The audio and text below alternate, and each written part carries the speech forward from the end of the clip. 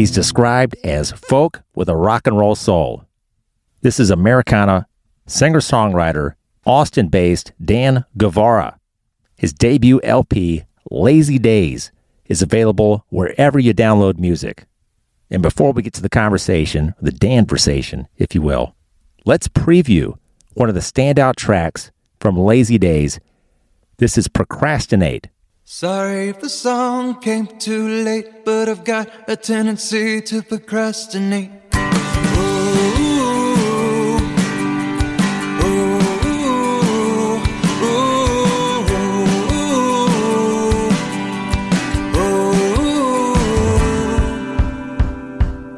See, I've been meaning to ask you, but I can't seem to find the words to tell you that I like you. And I'm sure you've already heard. Give me a chance now, baby, let's dance now. Oh, I could show you how to do the twist like this.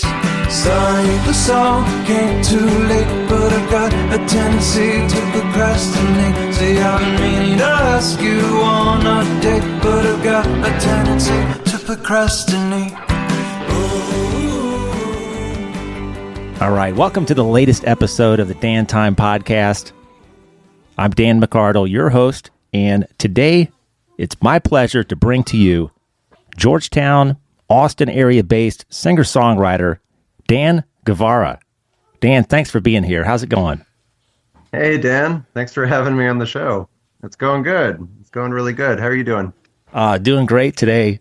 We were just talking about, which is, it is, if you think about it, kind of comical, the way that I have to research guests and do the outreach. I got to send the email. I've got to, however it's worded. And we were talking about, or I was saying, hey, if I got that email to my inbox, would I think that this is legit? Like, is this really? So what was your reaction, Dan, when you saw the message from the Dan Time Podcast? Honestly, like when I was reading through it, I couldn't help but laugh. I was like, this is awesome. Like, another a host named Dan that does a podcast called Dan Time wanting me to be on the show, also being named Dan. And I think you said something to the extent of like diving into the Daniverse. The Daniverse, that's correct. I was like, yes, this guy sounds cool. And then I looked you up on Spotify, and there you were. Well, here we are. Yeah, it's kind of an unintended consequence or result of the theme of this show. It actually facilitates some good, serious, thoughtful conversation with people who also have a sense of humor. Nothing against anyone who has declined to be on the show or who has, just let that email fade into the dust. Nothing against that. But I do like that the people who do want to be on the show, they kind of get the joke and they like the joke. So it's I gotta ask, like, what is your first what is your guest's first initial reaction? Like, had they said something similar to what I said, or? Yeah, I've gotten a few emails back. One guy, I think Dan Brody from Australia, he said, "That's hilarious." I think that was his first line was, "That's hilarious." Usually people, it's generally a pretty cheerful, like, "Oh, that's cool," or I've caught some people where they say it's not the best time, but I like the concept. Let's, check back in a few months or next year. But I see. Mm-hmm. I thought I wasn't really sure if I should hit the gas pedal on this thing. It took me a few months to run with the concept, but hey, I love it. For my purposes alone, I mean, the D section of my catalog, I mean, it's not a physical music catalog anymore, but it's kind of inflated now. But I've discovered a lot of cool artists, and I'm still jamming to them today. And Dan, your most recent LP, Lazy Days, I was listening to it this afternoon, listening to it yesterday, and I really can't wait. I want to kind of talk about your background first, but I like how layered this record is. It's Thank you. you don't quite you don't sit in just one zone. There is friendship, there's romance, there's grief, and a lot of emotions attached to it. It's kind of hits you in all the feels, I guess, as they say. So Yeah, definitely. I like to when I write songs, I like to tell a story at times, but then I also like to just kind of share like personal struggles that I've struggled with in my life and just like what I'm kind of doing to overcome those struggles and the people in my life that have really just been there for me during these really, really hard times. It's like this record was amazing. Like it's really like I like to say that this record was a love letter to the singer-songwriter group that I'm a part of here in Georgetown. And it's a love letter to those guys because if it wasn't for them, the record would have never happened because they got the juices flowing. Like I had really bad writer's block for about 3 years, and then I joined the group. This was like 10 years ago, and I've been writing ever since. So I'm just so grateful to all those people that are in the group and recorded on the record. Like they all pitched in, and I really feel like it was a team effort. yeah, I was reading about the songwriters group that you're a part of, and Alex Winters as a friend and mentor, I guess. Yeah, yeah. Yeah, good friend of mine, mentor. So she started the Georgetown singer-songwriter group, and she actually produced the record as well, and sang on it, and played it on it, edited it. She did everything. I also found this fascinating, Dan, and you don't hear this all the time, and hopefully some of my listeners, even if you're 22 years old and you've never picked up an instrument, but you've always wanted to play the bass guitar, you want to play drums or start writing lyrics, it's never too late. Dan, I was amazed that you learned how to play guitar at the age of 17. Yeah. Yeah, so funny thing about that is I actually my very, very first instrument was the drums. And I picked up the drums at 14, and then I was in a couple bands for a while, and then I was in a pop rock band called City Line Horizon for 2 or 3 years with my good friend Brett McMinn and another local Georgetown songwriter. But he was a mentor to me for a while as well before I met Alex. But anyway, I was drumming in his band, and then he did a solo project, did like a singer-songwriter type deal, and I drummed for him. And we played all over downtown Austin. Like I met a lot of people in the music community there and in Georgetown. And then I just decided when I was 17, I'm like, you know what, I'm going to start doing my own thing. I started writing music, and here I am. Wow. And growing up, like a lot of people, and maybe it's more prevalent now, homeschooled, some experiences that maybe people had when they were 12 or 14, it wasn't a few years later for you. Talk to me about how that has shaped your songwriting, maybe your lyrics, and just your Yeah, approach to being a singer-songwriter.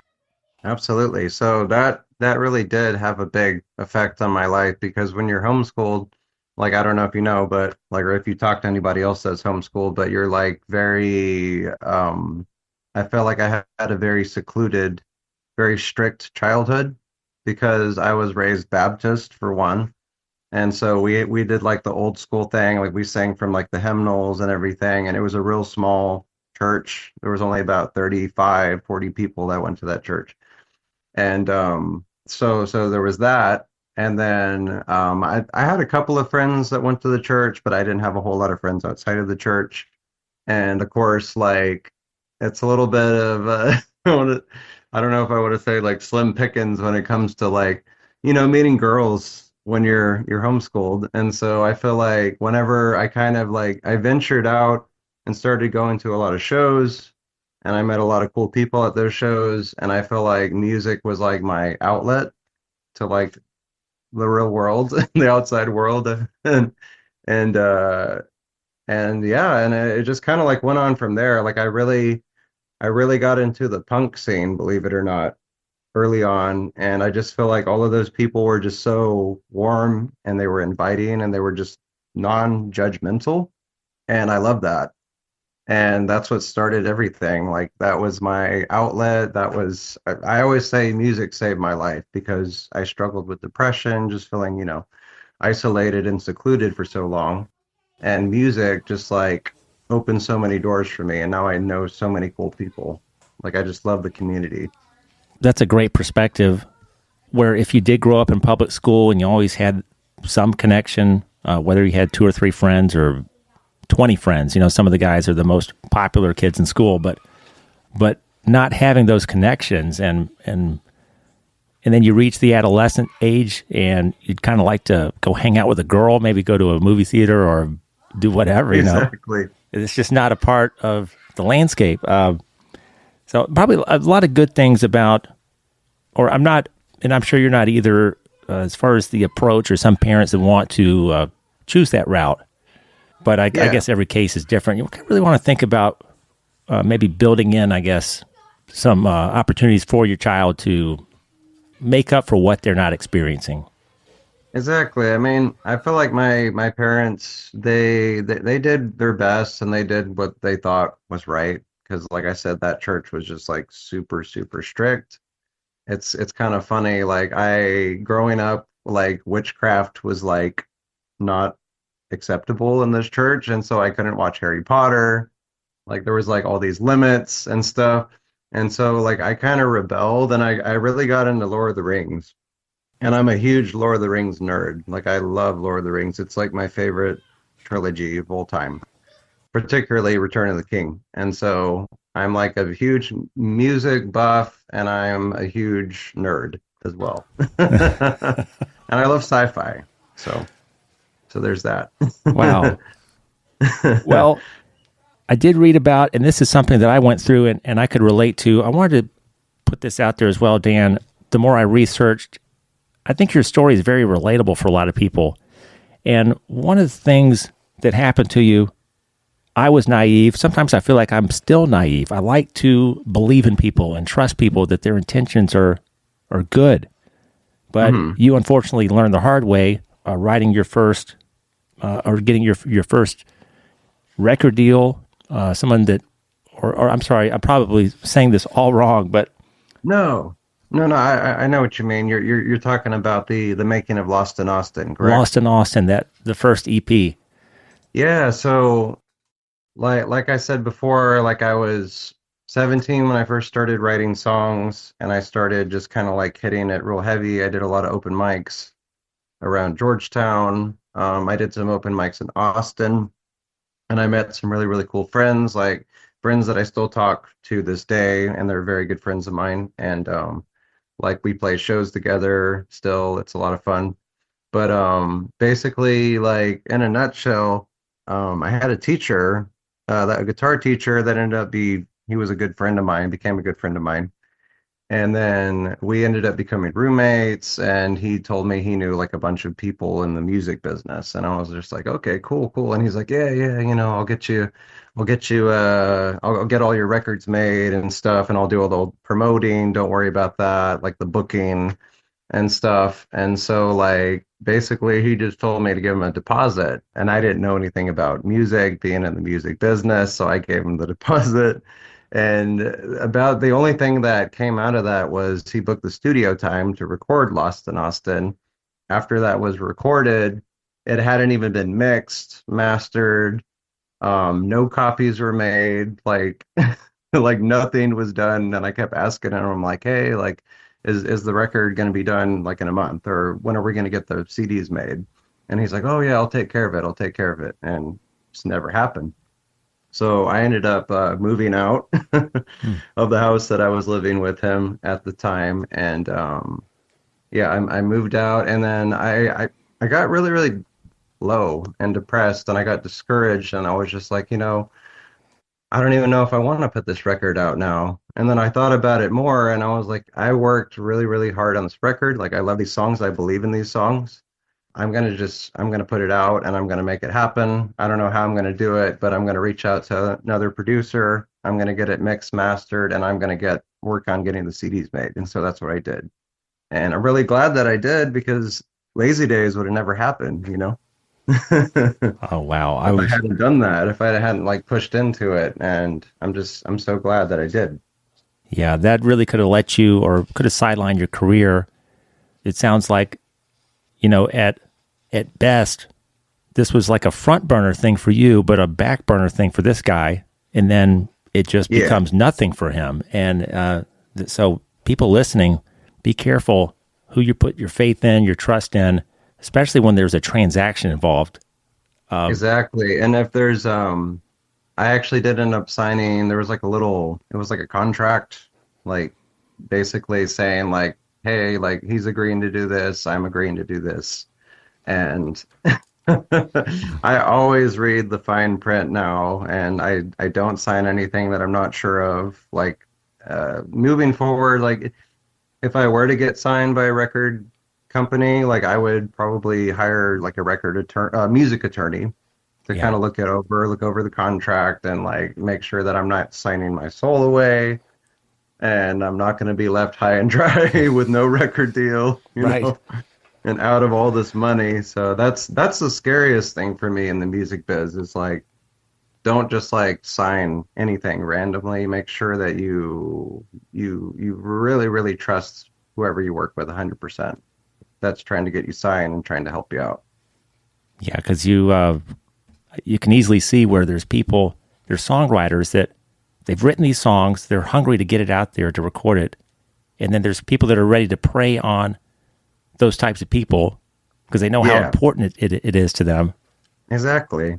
And I hate that. It's like, dude, it's like starving artist here. Yeah, And I'm getting, I can't tell you how many messages I get on social media of people like, hey, like I could promote your music for X amount of money. oh yeah, Hey, I could get you 100,000 listeners on Spotify for X amount of money. I'm like, no, no, yeah, no.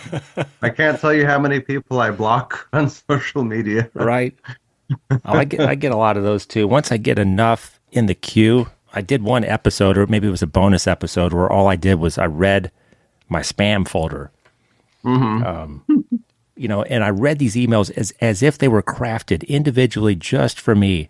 When they're like a blast email, Hmm. I had some fun with it. But Lazy Days, Dan, it's like, where do I start here? I got some different questions, but I'm Hmm. really really blown away by the song "Dear Anthony," and Thank this you. was one of the singles that preceded the record. Is that right?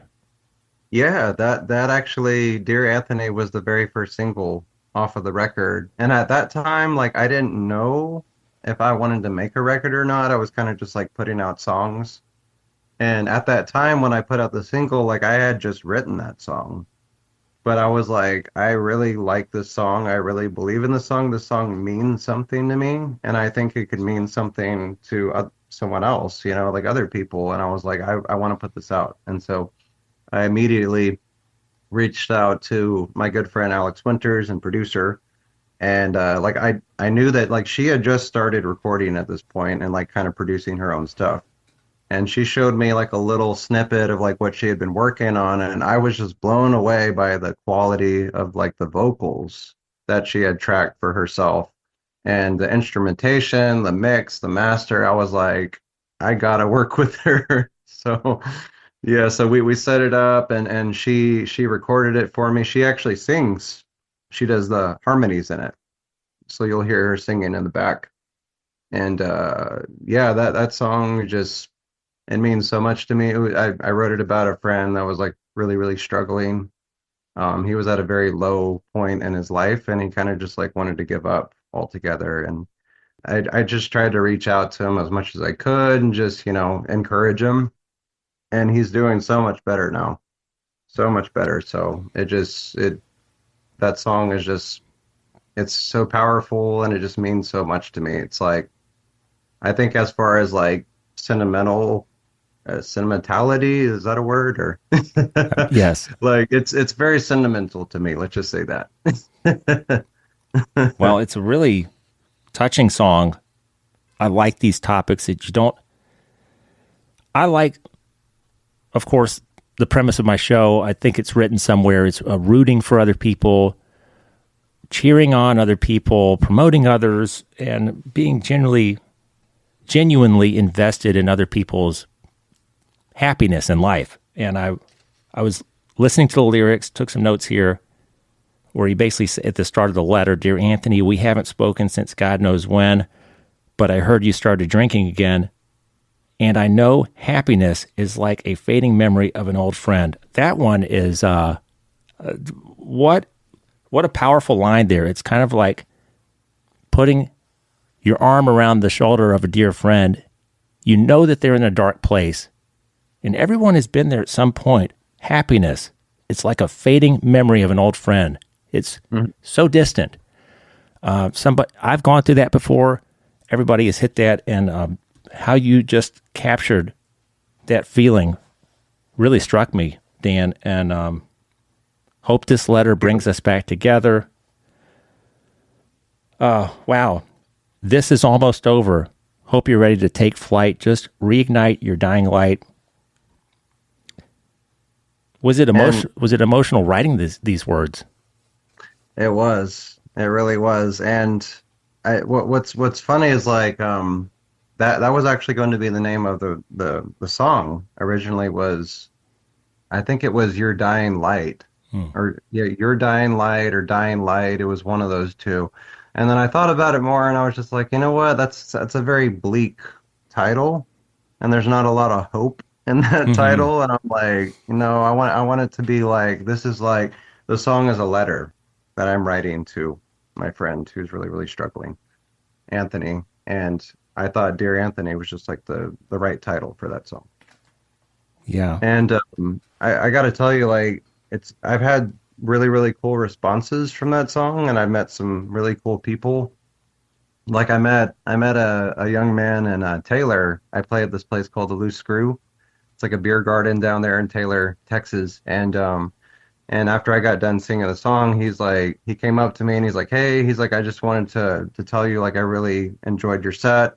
I really particularly enjoyed your song, Dear Anthony, because I just lost my dad and his name was Anthony. So it like really touched me." And I thought, I started getting choked up, man. Like that kind of stuff, like it really, really hits me like right there, but I just thought that was cool that that song could do that for him, and I had never thought about the even possibility of that for anybody. And I thought that was really, really cool. And it just made me like, I don't know, just realize that there's a lot of people out there that are going through the same thing that I'm going through, or that you're going through, like a lot of people could relate, I think, Yeah. I also like musically how you craft these songs for maybe an audience where if they've never heard the song before and they're, depending on the venue, they're not paying attention to the first part of the song. And then all of a sudden there's like these different elements that I think capture the audience's attention. In this one, the, I'm not saying it exactly right, but there's that element in that song. Also in, I think it's If We Die, I Love You. There's another kind of audience participation moment, and possibly I'm looking at the other tracks here. Lazy Days for sure. I really want to talk about Lazy Days because as I get older and I'm not having any more children, but those lazy days, man, if I could grab one of those Saturdays from 2011 back. Yeah. Right. With whether it's a friend or a love interest or something, just those days where you wake up and you don't have to go anywhere. Yeah. And then maybe you it's don't raining. Have anywhere to be. Yeah. Like I love days like that. Yeah, I wish we had more days like that in our lives. And I think that's really what I was thinking when I wrote that song. I'm just like, man, I just wish I had more days like this. Like this today was like a perfect day, Yeah. Procrastinate for me, Dan. That's the one that I feel like I could hear that on my Pandora 90s, 2000s, and today station. Like procrastinate is like missing from the what do you call that? The vault, maybe. Or yes. I don't know. It needs to be a monster hit. It's just screaming to be like heard by millions. I don't know. Thank you. Yeah. Thank you so much. I love that song. Yeah, and it's funny because when I wrote that song, I was really interested in this girl that was a childhood friend of mine, right? And I was super, super shy. One of the reasons I started writing songs was to, meet girls and talk to girls and stuff because I was so awkward as a child and stuff and a teenager. And so I basically like never told her how I really felt about her. And we're childhood friends and and you see it in the movies all the time. And I like finally got up the courage to tell her how I felt. And it was about a week before she was going to move to Japan, the other side of the world, Yeah. basically. And I told her, and I got friend zoned, but she still wanted to remain friends. And I was like, I procrastinated, and who knows what would have happened if I would have like said something sooner. I don't know. So that was the whole concept of the song. And I always tell people, I'm like, just, like if you really, really like somebody, like tell them how you feel because life is too short. Like you don't know what's going to happen. You don't know if that person's going to move to the other side of the world or, like, I don't know, man. Life is crazy. So just like tell people how you feel, I Don't agree. wait. Yeah. Don't procrastinate. I've done that before. Like you said, you wait a little bit too long. I think I did that one time, and the girl, I was in my early 20s, and I knew that she was about to move to New York. Yeah. And I was like, what do you think's going to happen now? It's like, you got 2 weeks before this happens, and now you tell her how you feel. But I think we've all done that. But it's a really catchy chorus. I've been meaning to ask you on a date, but I have a tendency to procrastinate. And so, yeah, I encourage all you guys, listen to the whole record, but you'll have some fun with that song. Believe me. Thank you. I love the, you play piano on the record. I think one of these songs opens with, I don't know, is it tambourine or? Yeah, so the tambourine, so that's at the beginning of If We Die, I Love You, if I'm not mistaken. Okay, yeah. There's this really cool tambourine hit that just kind of like you hear it once and then it kind of just like rings and it just keeps going. Yeah. Like it has like this long, I don't know what, like reverb. It has like this reverb that just keeps going and echoing. And my producer, Alex Winters, it was her idea to put that in there. So she like added that and didn't even tell me she was going to do it. And then she shows me and she's like, so what do you think? And I was like, oh my God, I love it. Like it's awesome, Yeah. So that was her idea actually. And as far as the piano goes, that was my good friend Noah Griffin, who actually plays the banjo on the record as well. He does the keys, the banjo that you hear on True and If We Die, I Love You. So I used to work with him at a nonprofit organization called Big, and they basically like help adults. They provide jobs for adults with special needs, and it's a really really cool cause. And I used to work in the cafe there, so he worked in the program with what we call the citizens, and they made all kinds of things. They made like candles, like art, sculptures, like all kinds of stuff. And they would sell it in the shop, and basically all the money that they raised went to scholarships for these guys. And it was just so rewarding to work there. I met so many cool people that I still talk to today. And I was scrolling through my Instagram, I think, and I noticed that he had posted a video of him just like shredding on the banjo. And I'm like, dude, where have you been? I've been looking for a banjo player. We need to talk. And so that's how that happened. I kind of wanted to wait till last on this one, but man, why not bring it up now? Angel's Landing, the way the album closes out. Such a beautiful tribute to, I guess, your maternal grandmother. Yes. Yeah. So this was my mom's mom. And yeah, so she basically like she had passed away from a stroke. And whenever like she was getting ready, like she was getting ready to slip away, just in crossover, and she just looked so peaceful at that moment. Like she went in her sleep, so it was real peaceful the way that she went. And I was like I said, I'm part of this Georgetown singer-songwriter group. And so basically like every month we come up with what we call a prompt. And so it's like the theme of like what we're all going to write, you know. And so that month it was Angel's Landing. And I had just envisioned this angel coming through the window right before my grandma crossed and like basically just picking her up and flying away. Wow. And so basically, and there's a line in the song and it's like, she didn't die, she just learned how to fly. Yeah. And that's my favorite line of the song. And that's just what I picture happen whenever she crossed over. So it's really kind of like, it's like a goodbye to my grandma, because I feel like I never got to say goodbye to her. So that's my way of saying goodbye to her. Yeah, because again, talking about relatable, we've all probably lost loved ones where you were several hours away, you were committed to doing something else, you just couldn't be there, or whatever happened.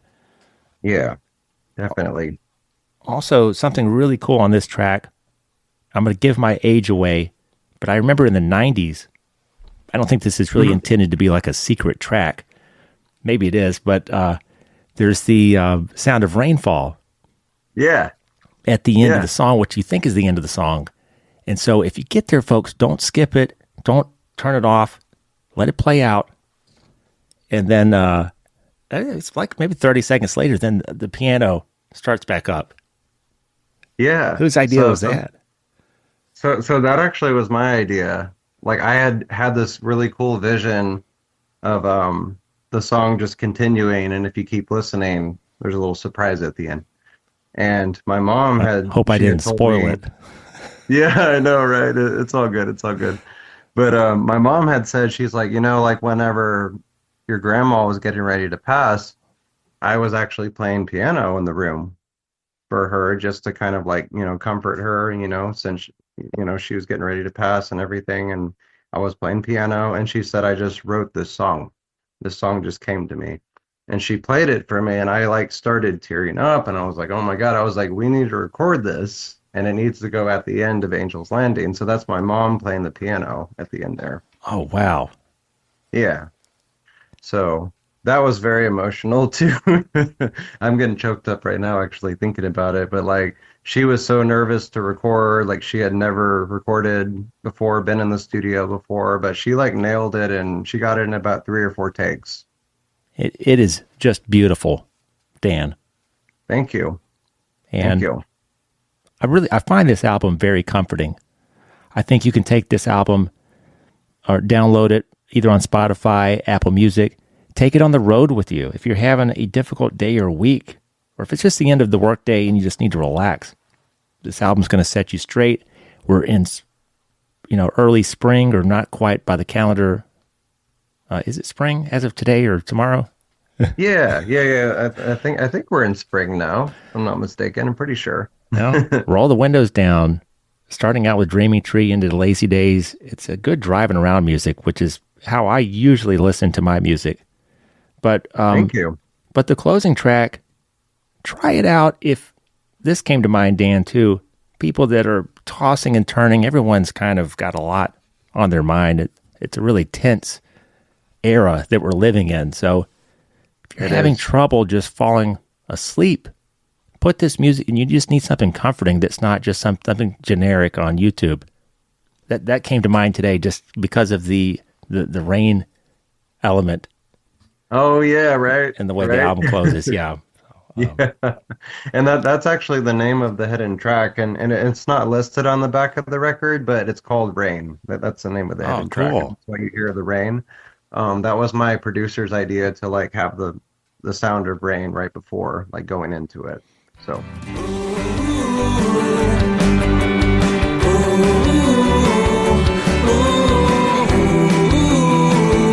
And she's far away.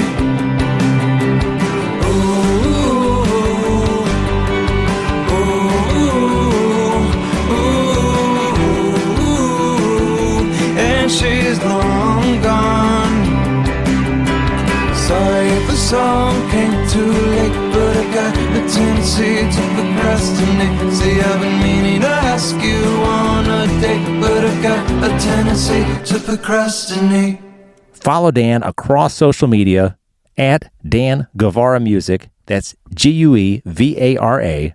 And if you follow and subscribe to the Dan Time Podcast, you'll catch part 2 of our conversation as soon as it's released.